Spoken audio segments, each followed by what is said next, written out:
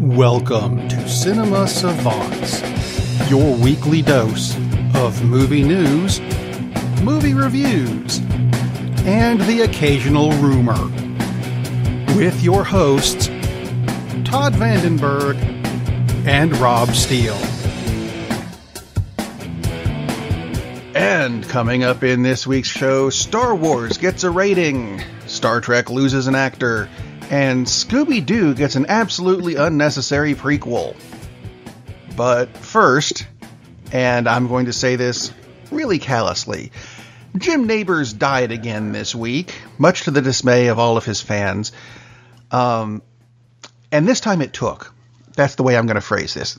Which is a horrible way of phrasing it. However, there is a point. We need to stop getting all hung up in the whole fake celebrity death thing when it goes around, because I saw the Jim Nabors news, and I'm not exactly a fan, but you know, someone died, 'tis sad. And I thought, Jim Nabors I thought he was already dead, and I looked it up, and I found 4 separate viral things, I guess, that have floated around the net that said he died in 2015, 2012, 2009, and I've forgotten when the other one was, but it was in there somewhere. So this week CNN announced it. I guess that was there's the kicker. It was real news. Do you know a way to combat this? Because it's getting old, and it's just I don't even understand the purpose of it. I understand the purpose of it because typically when it's clickbait when sites come up with that, because I fell into that a couple times, and I no longer do that, because anytime I see a celebrity death on Facebook, if I'm interested, then I go look on actual news sites. Right. And if I'm not, then I ignore it. So I basically... Yeah, for me, it was a peripheral thing. I was like, Jim Nabors? Oh, yeah. I thought he was already dead, because he's not someone I pay attention to. Your post was the first one I saw regarding Jim Nabors. You know, I thought he was already dead. I guess, frankly, I was like, was he? I don't know, blah, blah, blah. So then I checked. I was like, oh, yeah, that's sad. He is dead. Yeah. And again, not making light of his death. Not making of the actual death. Right. It's just how, for whatever reason, people, like I said, mainly it's clickbait because, so-and-so died. Like the rumor that Andrew Lincoln had died and John Hamm had died. And usually it's someone bigger and more current. Gabriel Iglesias. And then because then you'll go, ow, that joke hurt. Anyway. That was not necessarily meant as a literal, he's fluffy, bigger thing. He actually had one of those on him and talked about it in one of his shows. That's where I was going. I was not making fun of Fluffy. Fluffy. He is very funny, though. He's funny and fluffy. But yeah, I mean, you go on there and there's like, look, there's 6,000 ads on that page. And if you want to find out the details, then you click through a few more times. And then, this is at the bottom, there's a disclaimer often. This is a parody site. It's like, it's not a parody to announce that someone died. So it's just mainly it's just scams, and then people will see it peripherally and they'll run with it and they'll say, "Oh my God, did you hear this?" And then eventually someone will say, "No, they're still alive," or "No, they died 5 years ago," whichever way it runs. Because in 2021 we'll be reading, Jim Nabors just died. Again. And people will go, that's the other thing is we're getting the other side of it too. Right. Where someone will post on Facebook, "Oh no, Andy Griffith died." I'm like, yeah, like a decade ago. Mm-hmm. Which I guess is the opposite of the fake death thing. It is odd. It's a weird phenomenon that, for one thing, that we're so compelled to, look, that person died. I mean, why is that even a thing? It's pretty strange. Unless it's, what was his name? Paul Walker. Unless it was an accidental death where you go, what? He was 16 years old. I know Paul Walker was more than that. But unless it was an accidental thing of someone who shouldn't have died, usually it's an actor like Jim Nabors, who, I'll be honest, I'd forgotten about because it's been so long since I'd seen, heard, thought anything about him. that you can get away with things like that, I guess. So it's the end of the world as we know it, and I feel depressed. Well, you can get away with a lot, apparently. Although not so much as what people used to be able to get away with. We'll talk about that later. Yes, we'll get to that soon. Since last show, we've had a trailer get released. Yes. Finally. And it has become the most watched trailer of all time. A whopping 230 million views in 24 hours. That's so insane. Oh my I'll gosh. admit, I was two of them. Well, I was one. So Okay, well. The second one was number 2 now is It, which has 2 letters, so that's appropriate, I think. 197 million. So, wow. Avengers 3 finally had a trailer come out, although since that came out Wednesday, Tuesday, they released a video that was just short of 2 minutes long. It was a teaser for the trailer showing fan reactions to previous Marvel trailers. And it was very well done. It had lovely CGI credits. It was well mixed and had high production quality. And I thought, if you're going to bother doing that, then just put out the damn trailer. Which they then did. So that's not the point. They bothered to make something that clickbait. And now you know, listeners, why when a movie has a production cost of $300 million, not the Avengers 3, another movie, why they need to make $700 million to make a profit, because they do crap like this. Ta-da. Anyway. Regardless, I actually liked the Comic-Con trailer that leaked better. I did too. Although most of the shots were the same, there were a few new ones. Thanos, our bad guy for Avengers 3, looked very CG. And I'm wondering, could they not have made a prosthetic for his chin? And my daughter brought this up. He looked a lot better at the end, in the closing credits, end credits, whatever it was, of Avengers 1 than he does in this movie. What? And your thoughts?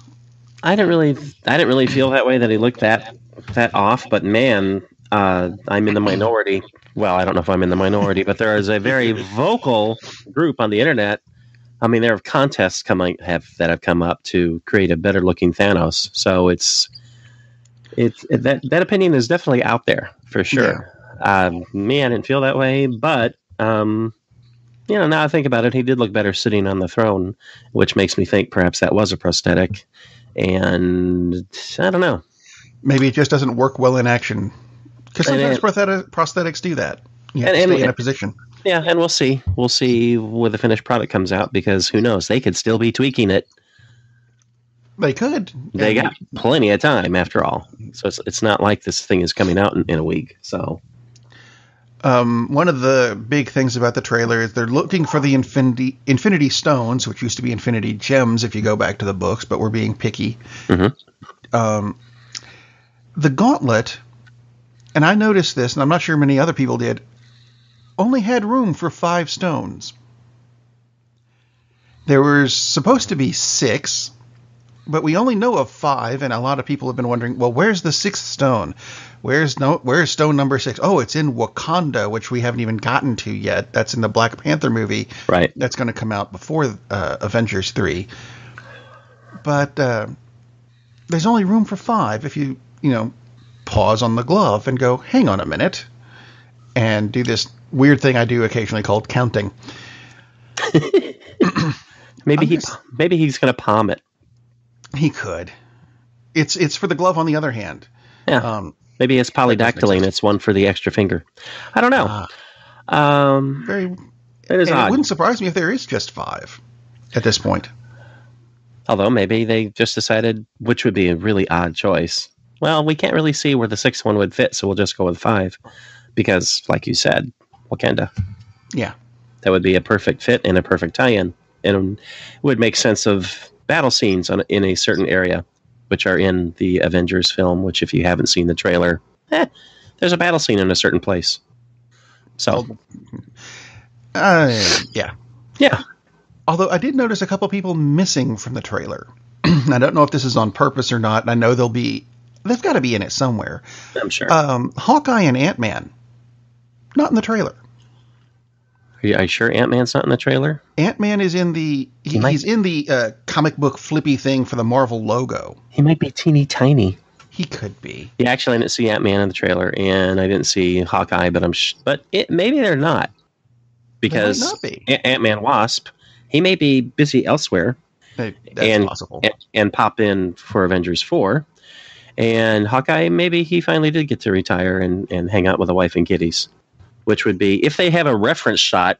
I mean, he's got to be in the movie somewhere, and he wouldn't sit this one out because it's Jeremy Renner. He has to be in the. It's a movie. He has to true. be in it. I think he's in 4 or 5 a year. It's amazing his name isn't Chris, because he's in everything also. Well, that's his middle name. Probably is. Him and Hardwick hang out a lot. I do like Jeremy Renner a lot, and it's kind of odd to me. He's one of those guys, like we were talking about Jude Law last week. To me, it seems that he would be a bigger star, and he's one of these guys he's not going to be. But been around quite a while. I mean, The Hurt Locker. He's been around for quite a while, and just doesn't seem to have that star power that other people do. Kind of odd. Now, something that came up again this week in regards to Marvel movies. Yeesh. Guess who's looking to buy Fox again? Yes. Disney. Disney's making a hard push to buy Fox again so they can get the Fantastic Four and the X-Men back, in addition to X-Files and Avatar and everything that... Is it 21st Century Fox now, officially? Because I keep seeing the 20th Century Fox logo on movies that have come out since the century flipped. Well, by the time they buy it, it might be 22nd Century Fox. 32nd. 32nd Century. That'd be cool. 152nd. See, that's a segue. The 152nd minute of the new Star Wars movie, which is also Disney, means that there's going to that The Last Jedi is going to be the longest Star Wars movie ever. My thing about that is how much of that is going to be credits. Because with its 32 minutes of credits. It's something like that. With as many special effects that are going into movies now, that means more people are working on it. Therefore, we get longer credits and shorter movies. You can get a movie with the movie itself 80 minutes long.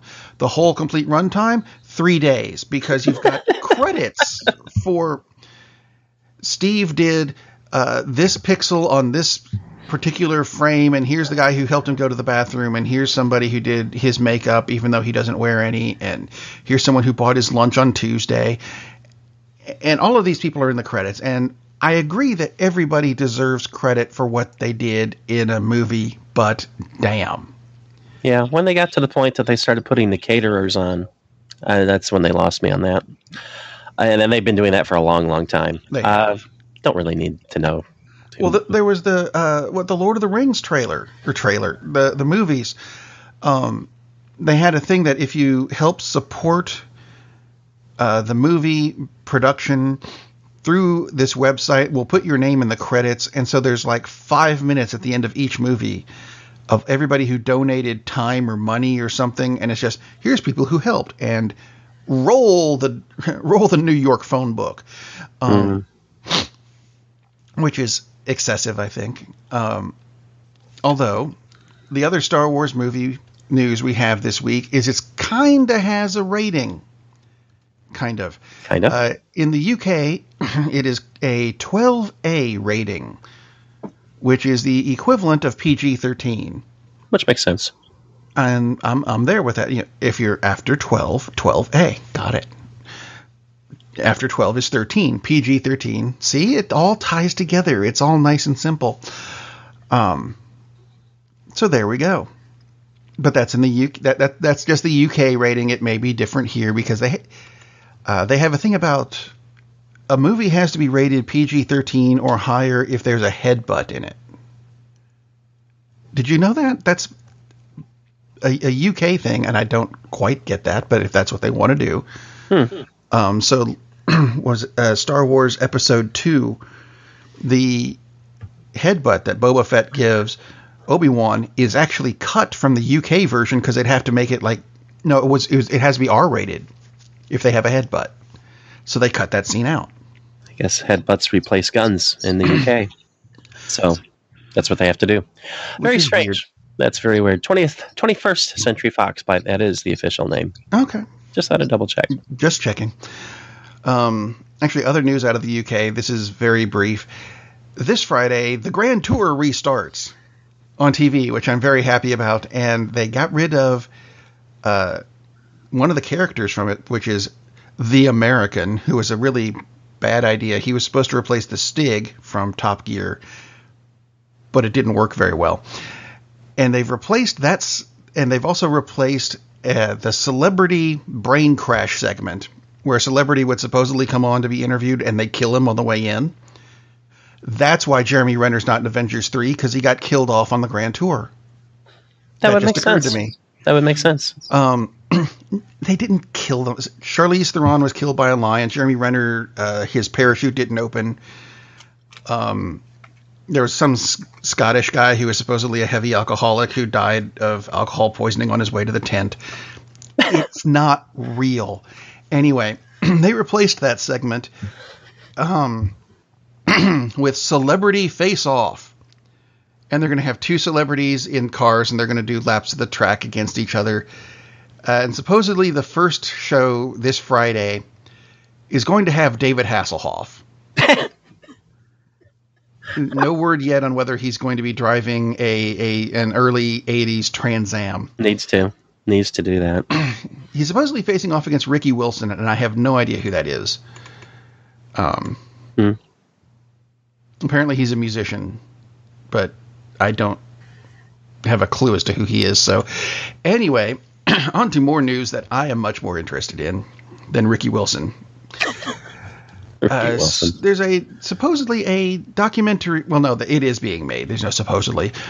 A documentary being made on Star Trek Deep Space Nine, which I've heard about for a while, and I'm looking forward to seeing it because that was actually my favorite Star Trek.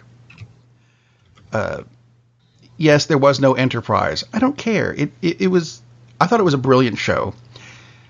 Anyway, the director was Adam Nimoy, son of Leonard, who was Spock. And he's left to focus on personal commitments and other creative endeavors, which does not bode well for a documentary, and it makes me sad. Because I was looking forward to this, and I'm hoping it still comes out. Personal commitments and other endeavors. So obviously, he and the producers or studio really didn't agree the direction things were going. That's what that says. I guess. Whether he was fired or he quit, they were obvious that, I mean, you don't just quit a documentary on something, especially with the ties he would have to the franchise. So I'm just going to go do something else. No. So, unless he was offered, oh, you're going to be the director of the next Star Trek motion picture, that would be a little different. That's different. Yeah, which clearly didn't happen because that wasn't what was announced. So, interesting. Although it does make more sense than what happened with Bohemian Rhapsody, which it's not exactly a documentary, it's a bio on Freddie Mercury and Queen, which they've been talking about forever. Yes, I have.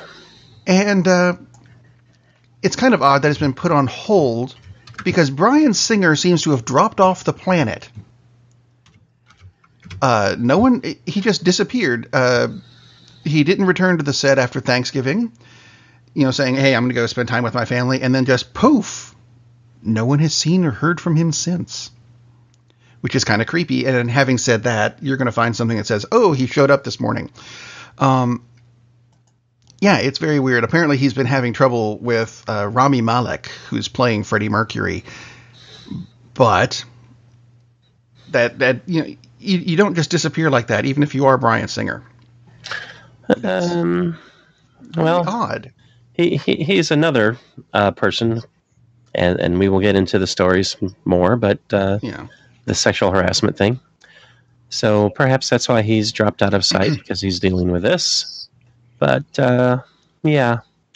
That's unfortunate as far as that film project goes, because I was really looking forward to that. And early clips of Malik were like, wow, this could be really amazing. It does look like him. Wow, it's impressive. Yeah. Although another biopic that's coming out this summer, and this one is more documentary because unfortunately he's no longer with us. It's a film called Won't You Be My Neighbor? A documentary on Mr. Rogers, which is like Queen, but very different. I'm kidding. I don't see very many carbon-based life forms. There's the similarity with Queen. Mr. Rogers' Neighborhood was huge when I was growing up. Yes, it was. Admittedly, didn't care for it that much, but it was still very popular. And Fred Rogers died back in, what was it, 2003, I think it was. This is not a fake news thing. I thought it was bringing it back up. No, it was last week. It was. But yeah, he did a lot of really cool stuff.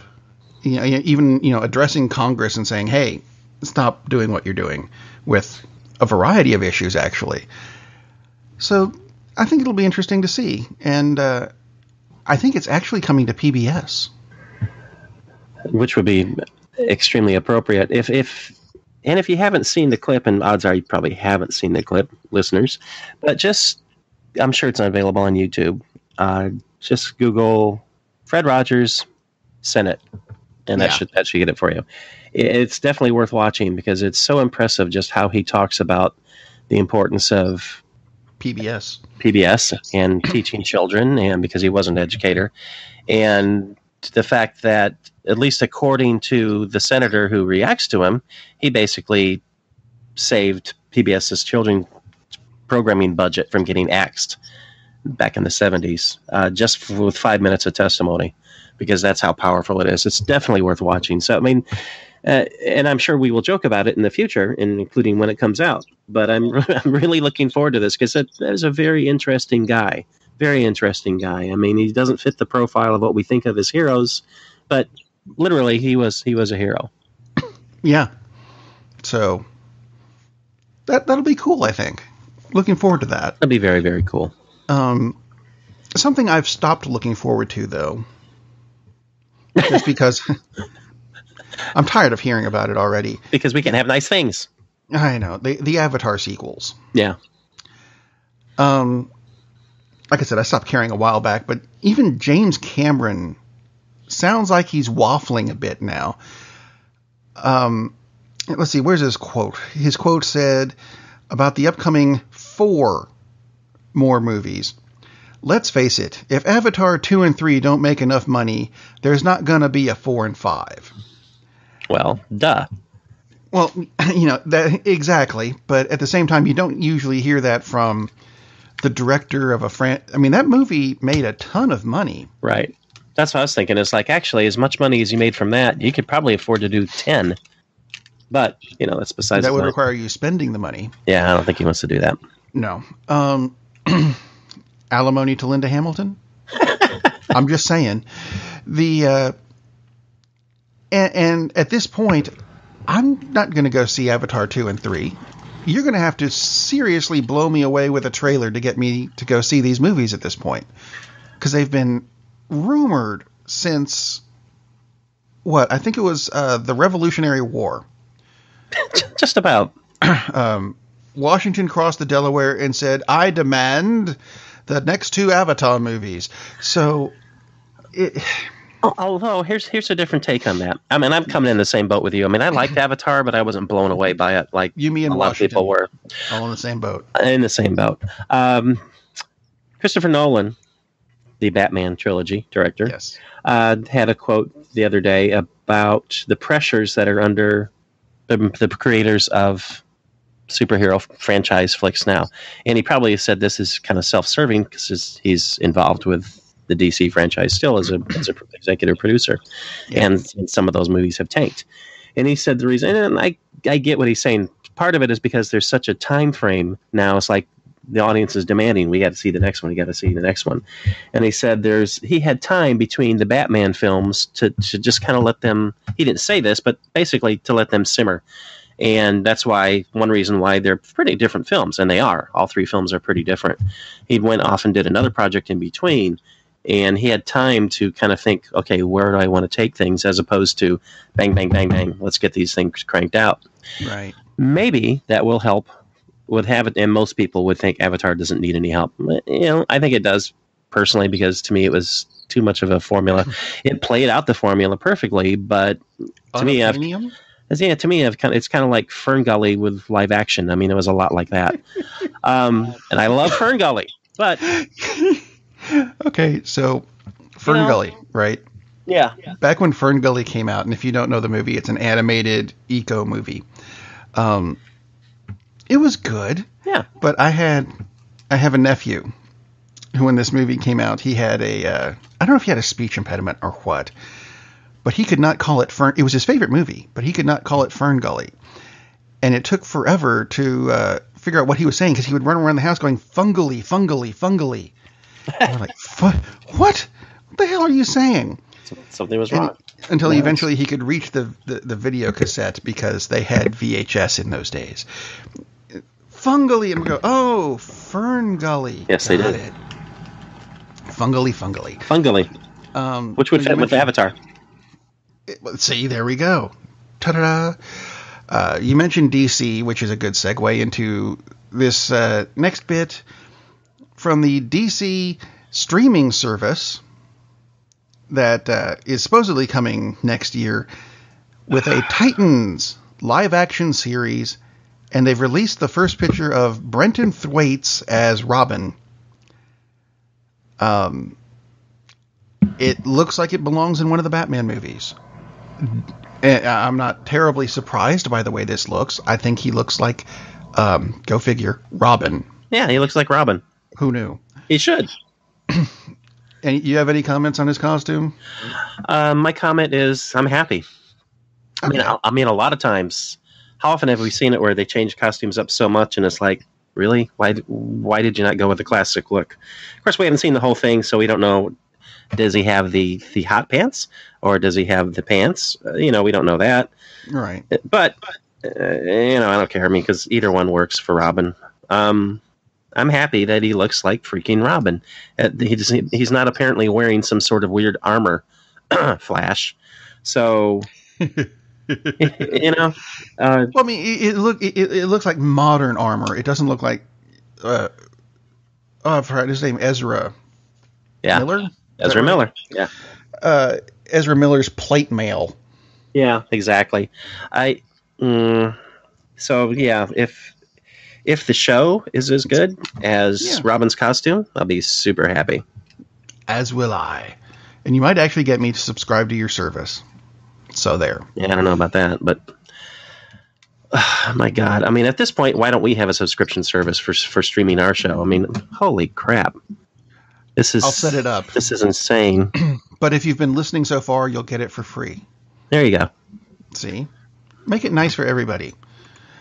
Let's see, what else do we have? Last week I talked about James Franco. Indeed you did. Possibly being Jamie Madrox, the Multiple Man, in a forthcoming Fox-owned Marvel movie.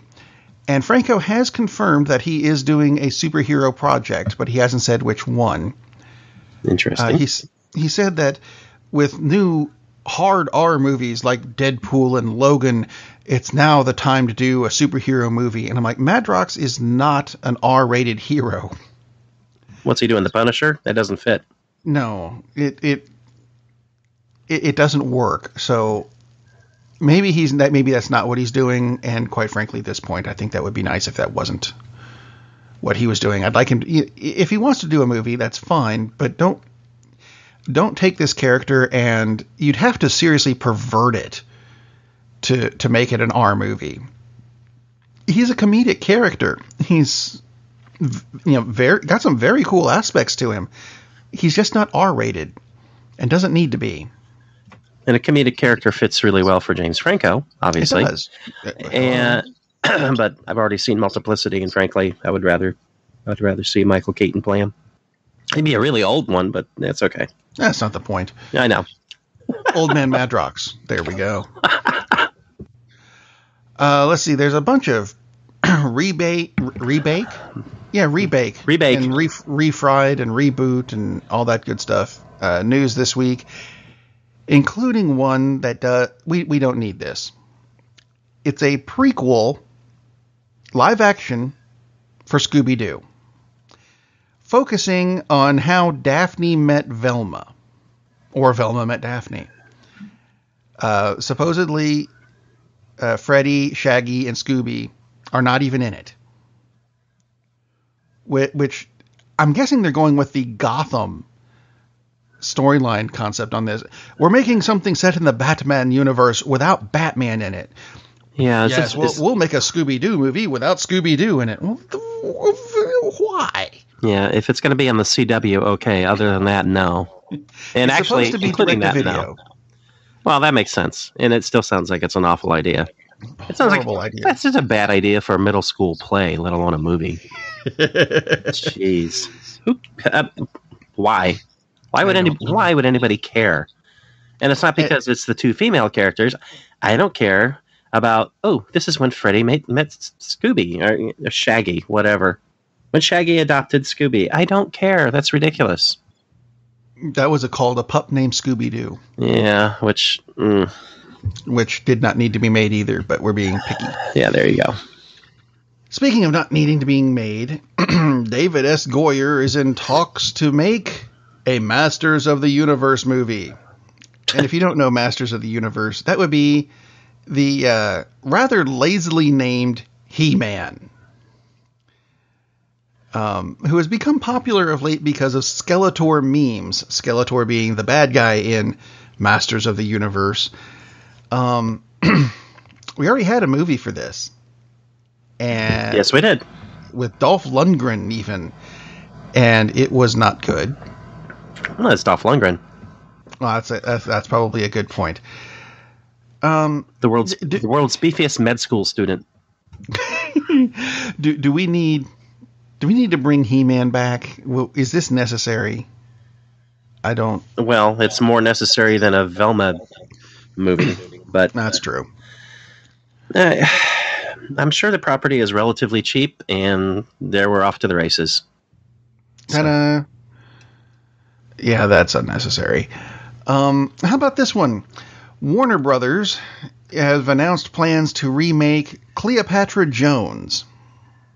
Again, relatively cheap. I guess. For the rights. If you don't know Cleopatra Jones, it was it 73, I think, blaxploitation movie. Kind of Shaft, only with different plumbing. Exactly. Yeah, I'm not belittling it. That's just the way I'm explaining it. That's really bizarre because they are remaking Shaft again as a TV series, and then this. Is blaxploitation a thing that comes around every? I guess it's going to have to be 50 years at this point. Is that just seems like a weird thing to be cyclical? That does. Apparently, they're rebooting Shaft also. Right. Again, which they did that a few years ago. It's kind of odd. And they're also doing Superfly. So apparently, yeah, they're really flying with this. It's kind of weird. All right. How's this? One of Disney's remakes, the live-action version of Mulan, has finally cast the character of Mulan. That's helpful. An actress named Scarlett Johansson. No. No, thankfully they seem to have gotten it right. Oh, good. She's known as Crystal Liu. Her real name is Liu Yifei. I hope I'm pronouncing that correct because there's no pronunciation thing on this sheet, nor can I find one anywhere. She was in The Forbidden Kingdom with Jackie Chan and Outcast with Nicolas Cage and the wonderful piece of wood known as Hayden Christensen. All right, then. So she looks the part that... What? Casting an Asian person in an Asian role? That's racist? What? No. They did it right. So keep it up. Do it correctly. Speaking of Asian things, I don't know if you saw this trailer this week. Going back to DC for just a moment, there's one of the animated movies that's coming out this next year, Batman Ninja. Yes, I saw the trailer. Where they took the Batman universe, set it in Japan, and made it an anime. Only it's a cel-shaded anime, so I'm not terribly fond of that particular style. But it still looked like it would be interesting to watch. You have any thoughts on this? Oh, yeah, it looks crazy, which makes me happy. It looks very, very interesting. Off the chain, as the kids used to say.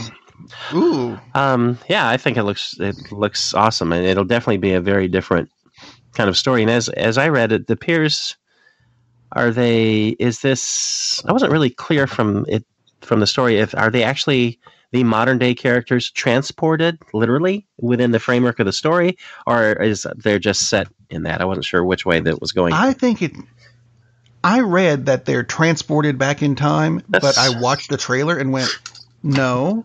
Right. For them to be like this, they have to be set there already. Yeah, it's the same feeling I got. I think they meant figuratively transported back as opposed to literally, because they weren't acting like, oh, we're the modern characters and now we're here. They were acting like they were part of that world. Robin, what's wrong? Batman, where's my iPhone? Yeah, exactly. Which makes me much happier that they're native to that time frame. Exactly. So, because otherwise, you got all the time travel crap you're gonna have to deal with, and you know how it's gonna end. So, I much prefer this. So hopefully that's what it is. Because Joker looks really creepy. Yes, exactly, in which he should. So in the Pennywise kind of. Oh, yeah. Oh, that's a creepy looking clown kind of way. Yeah, exactly. He looks very much like they've combined the clown aspect with Japanese demons, which is awesome. So it is. If you get a chance to find it, it's all over the net. Check it out. Indeed. Something else that's all over the net, and I've seen this in a lot of different places, because doing a show like this, we look up release dates of when things are coming out, right? Right. And that includes DVD releases. Now, I think just about every week since June, Despicable Me 3 has been released. And I can't figure every week I go to a number of DVD release websites to go, what did we miss for the show? And every week, the main thing being released this week is Despicable Me 3. I'm like, no, it's not. It's been out forever at this point. Have you been coming across that too? Or have I got some kind of minion virus on my computer? You have a minion virus on your computer. Okay. They are definitely pushing this, though, as the holiday gift of the season. I mean, I've seen that. It is. I was looking at stores for that, and it's like, calm down. At gifts for my kid on Amazon, and every page had at least one ad for Despicable Me 3, which I don't understand. Right. It goes with the movie ratings thing, which you were talking about before the show. Yes. This came up the other day because I was just flipping through Netflix because I was not feeling well and looking for something to watch. And, oh, look, there's a documentary about the Monkees. I thought, well, that could be pretty interesting, because there have been several documentaries, of course, about the Beatles. 8 days a week on Hulu. Excellent. Go watch that. Yes. So this is about the Monkees. Okay, this will be cool. Oh, it's not a documentary about the Monkees, which is what the description says. It's actually, it's just this fictitious film about the Monkees, which is okay, except the actors are awful. I turned it off after about 12 minutes because it was so suck-itude full. It was trash. It was terrible. It was garbage. And it has 4 stars out of 5 ratings. How? Exactly. So, and I also watched The Little Hours, which we'll get to, which had 3 stars out of 5. Which, fine if that's what people think, but there is no way in hell that that 58 people thought The Monkees was a really good movie. This goes back to me, to when The Rock was complaining about Rotten Tomatoes and critics, blah, blah, blah, and they ruined our movie. It's like, dude, the movie is what the movie is. And at least the critics are honest in their ratings, because no way in hell, unless everyone involved with the production of this utter piece of garbage decided to go on Amazon and vote for it, that this thing got 4 out of 5 stars. So basically, you're just going to have to take a chance and ignore what the hell the ratings are for anything and see if you like it or not. And if it's that bad, you'll figure it out in a few minutes. And if it's that good, you'll figure it out in a few minutes. I mean, there's not much risk when you're streaming something at home, put it that way. But it's not like you went to a theater and paid $19.95 plus popcorn. Yeah, true. And in those cases, yeah, maybe you want to pay a little more attention to, and I don't care if you pay attention to critics' ratings or listen to us. That would be more smart on your part.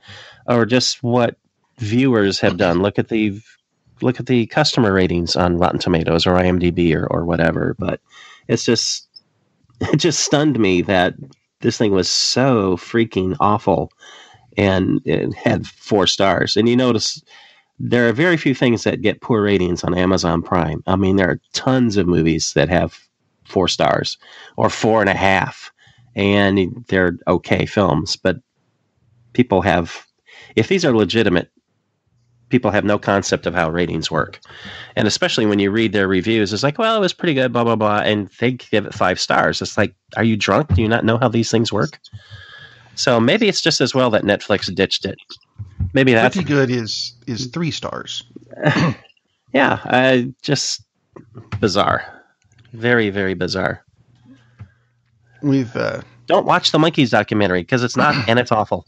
It's no, I actually did catch some of that because my wife is a big fan of the Monkees. Oh, did you? Yeah, when we first got that a couple weeks ago, and no, she couldn't sit through it. Yeah, it's. She has instead gotten hooked on Medium with Patricia Arquette, which I can't sit through. Dude, she's been binge watching that show. She's now on season 7. Oh my gosh! Which my heart, dear God, my heart goes out to you. Isn't she finally better? She is. We'll tell her to stop binge watching. Going back to work and everything. Well, I don't understand this. She'll leave it on, apparently just to get everybody else out of the room. I guess that's what it is. I'm waiting for Elementary to come back because there's a show I could watch. Yeah, that's true. For some reason, it hasn't debuted this season, but they did announce that the upcoming season, which was supposed to have 13 episodes, now they've upped it to 21. Which sounds to me like some show on Sunday got canceled. But they haven't released a debut date for it yet, which is annoying. But I'm looking forward to that coming back. Something that's probably not going to be coming back. Excuse me. A number of things that are not coming back, including John Lasseter, the head of Pixar and Disney's animation studios, who was forced out a couple weeks ago due to the ever-increasing list of people added to these sexual assault allegation things that we've been, I'm all in favor of the Me Too movement. Yes. But this one threw me off a lot because all of the claims against him, I have not seen any, he groped me, he forced me to have sex with him. No, it's all unwanted hugs. And if unwanted hugs are a thing that can make you lose your job and go to jail or whatever, I've been to family reunions where I have had hugs forced on me, and while I didn't particularly care for them, I don't want to send my family to jail for them, that might be going a bit far, I would think, with the whole Me Too movement. That seems like that's pushing the envelope, to put it lightly or bluntly, because at some point there does have to be a line somewhere as to what's harassment and what's. He looked at me and blinked. Well, something got in his eye when his head was turned that way. Right. Oh, send him to prison anyway. Hang on a minute. Which, again, not to make light of the movement or the situation at all. I mean, this is not the Matt Lauer situation where he was groping people and exposing himself and had a switch installed under his desk so he could lock the door to his office. That's a little different than hugging somebody. I think so. Making light of it would be saying that the next person who's going to be coming up with these accusations is Caitlyn Jenner, who's going to accuse Bruce of holding a penis on her for many years. That's making light of the situation. Sorry, I saw that and I had to use it anyway. That's lovely. Thank you.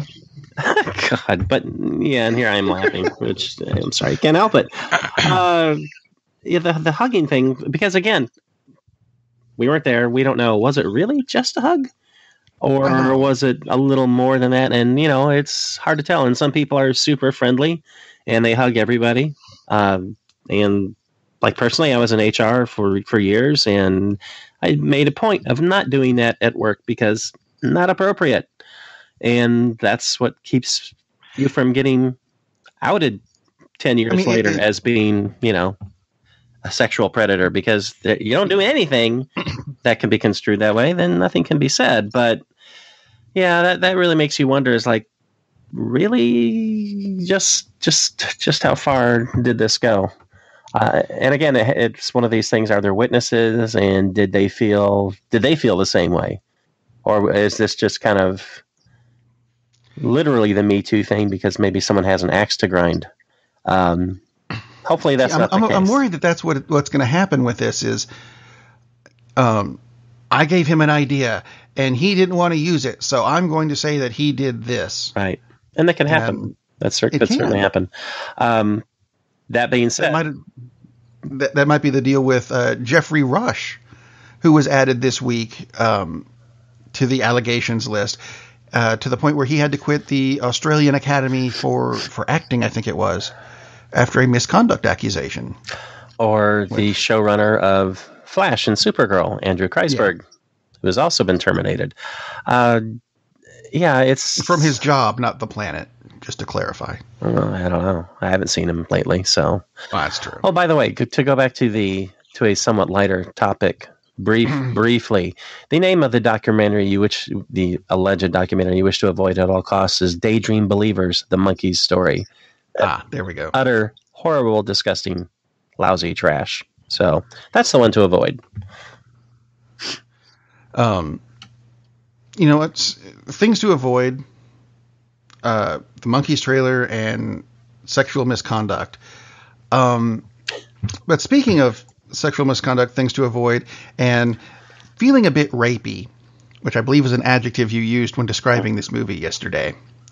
Yes, rapey. You saw a movie called Little Hours. The Little Hours. The Little Hours. The Little Hours, which is actually based on a very old book, the Decameron. The Little Hours is, and we saw the trailers for it months ago, and we were both, and kind of went, whoa, what? Really? Laughing like hell, because it's this just insane story. It's set in 1347 of nuns, and the nuns are they're wild and they're crazy.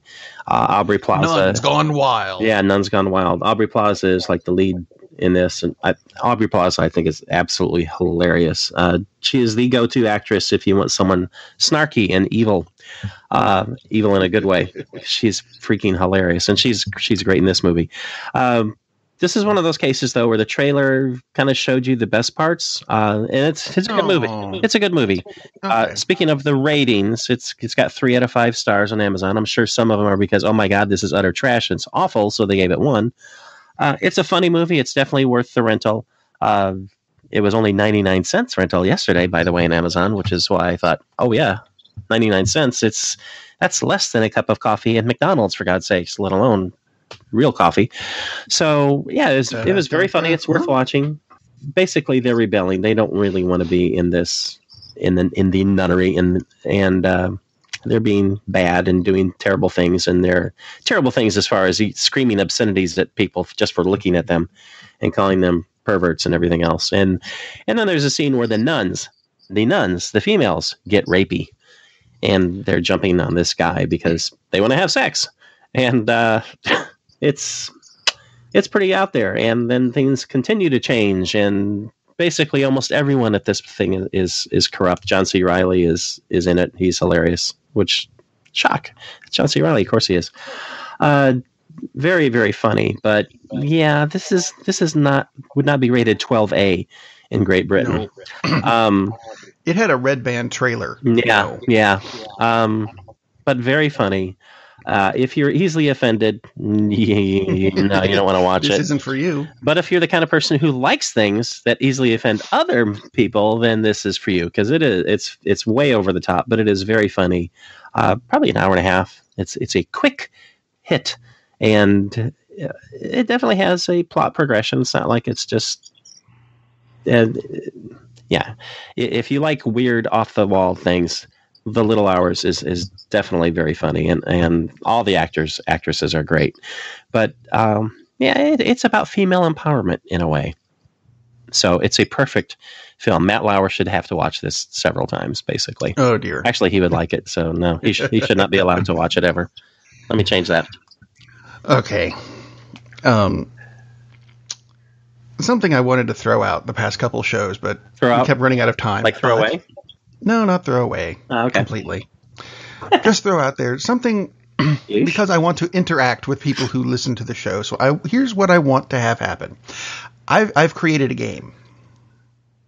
Okay, this is a movie-based game. Is it Jeopardy? Are you going to make a lot of money off it?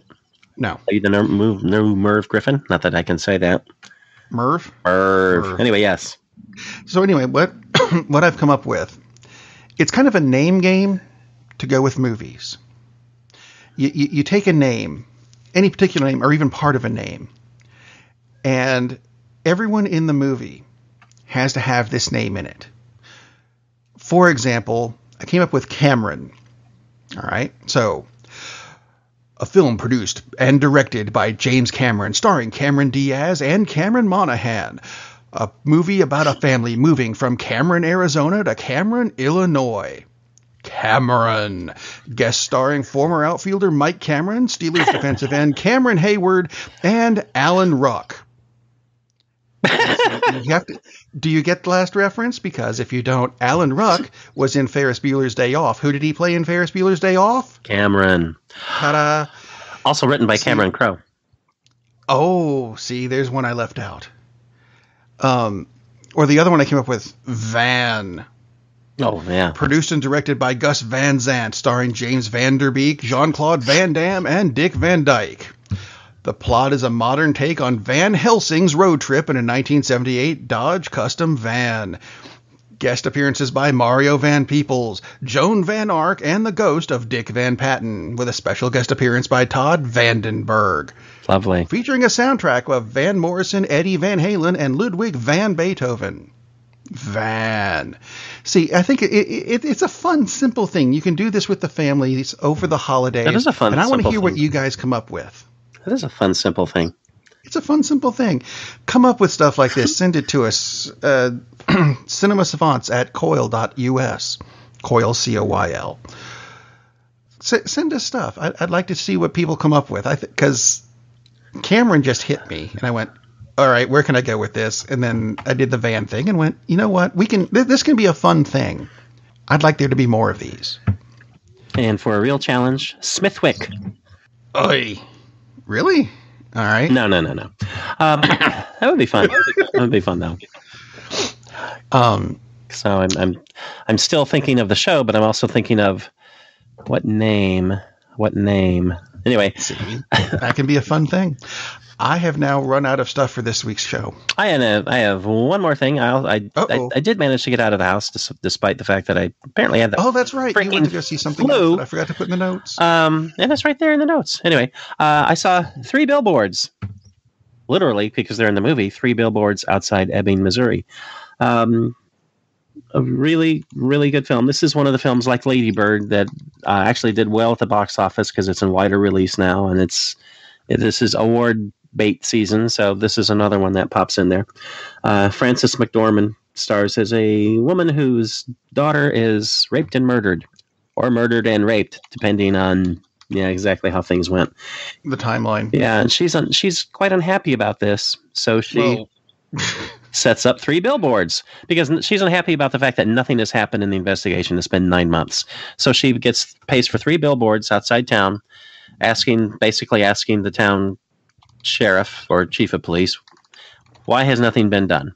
And it sets up a lot of controversy, and it's kind of a character study about her and the chief of police, Woody Harrelson, and one of his deputies, played by Sam Rockwell, who is awesome in this movie. I mean, he typically is. But it's a little bit like a Coen Brothers drama. So there's a few light moments in it, but it's a drama. It's not a comedy, which, given the subject matter, you would hope it wasn't. Yeah. But it's a really, really good movie. A lot of characters go on some pretty interesting character arcs, especially Sam Rockwell's character, the deputy. He turns out to be a little different than you thought he was going to be earlier in the film. Again, if you're looking for something that's thoughtful and interesting, go see 3 Billboards outside Ebbing, Missouri. And Sam Rockwell there was one scene that it just really hit me. It's like he would be perfect to play George W. Bush. Because there's one scene he looks exactly like him. He has that weird little monkey face thing going, and he looks really stupid. So he would be a perfect George W. Bush. He'd be awesome playing Bush. I'm shocked he hasn't played him like 15 times already. And he could have an argument with the current president, who could be played by like a rotting piece of fruit. So that would be really cool. That's my political. Oompa Loompa. Yeah. So there you go. But 3 Billboards outside Ebbing, Missouri. Really, really good film. Cool. I tell you what's coming up next week, but we don't know yet. It hasn't happened. So true. So come back and listen next week, because we will have more stuff that will make you more educated and entertained on stuff. And don't forget the movie game. Ariel, Oompa, ride! Do you think they will let me live in Montana? I was thinking of the immortal words of Socrates, who said, I drank what? Man, we have a weird job. It's shameful, but it's a living. Darn, that's the end.